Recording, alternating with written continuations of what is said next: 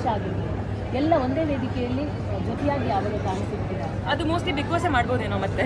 Because ನಾವು ಕೂಡ decide ಮಾಡ್ಕೊಂಡು ಮಾಡಿದ್ರೆ ಎಲ್ಲರೂ ಅವರವರ ಒಂದೊಂದು ಇಂಡಸ್ಟ್ರಿಲಿ ಬ್ಯುಸಿ ಆಗಿದ್ದಾರೆ, ಅವರವ್ರಿಗೆ ಬರೋ ಪ್ರಾಜೆಕ್ಟ್ಸಲ್ಲಿ ಬ್ಯುಸಿ ಆಗಿದ್ದಾರೆ.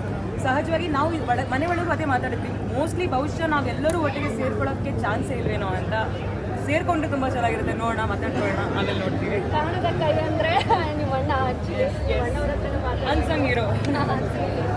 ನಿಮ್ಮದು ಫೋಟೋಸ್ ಎಲ್ಲ ತುಂಬಾ ಸ್ವಲ್ಪ ಈ ಕಡೆ ಸಿಕ್ಕಾಪಟ್ಟೆ ಹಿಟ್ ಆಗೋದು ಸೋಷಿಯಲ್ ಮೀಡಿಯಾದಲ್ಲಿ.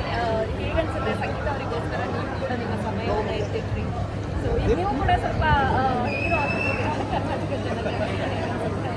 ಅಂದರೆ ಹೇಗಂತಂದರೆ ಸಂಗೀತದ್ದು ಒಂಥರ ಕ್ಯಾರೆಕ್ಟರಿಸ್ಟಿಕ್ ಇದೆಯಲ್ಲ, ವುಮೆನ್, ಸ್ಟ್ರಾಂಗ್ ವುಮೆನ್ ಅಂತ.